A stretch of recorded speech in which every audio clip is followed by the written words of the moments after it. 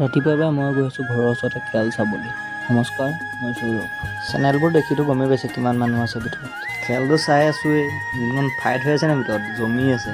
সেই পৰিৱেশ গৰম কৰি ৰাখিছে।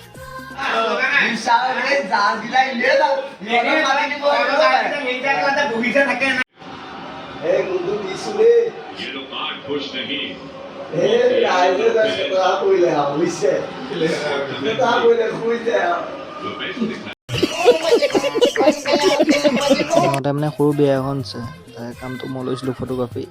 গৈ আছোঁ অস্ত্ৰ লৈ। অস্ত্ৰ বুলি কওঁতে আকৌ দা কথা নাভাবিব। লাইট আৰু ষ্টেণ্ড আছে দেই কেমেৰা বেগটো। বতৰে দেখিলে ন কেনেকুৱা কান্দিলে মোৰ কষ্ট হোৱা দেখি। উপায় নাই আৰু, কিন্তু ইহঁতকেইটাও বিয়া খাবলৈ এৰি নিদিয়ে, আহিছে পেঞ্চন গুচাই। খোৱা বোৱাটো মেইন হিনো।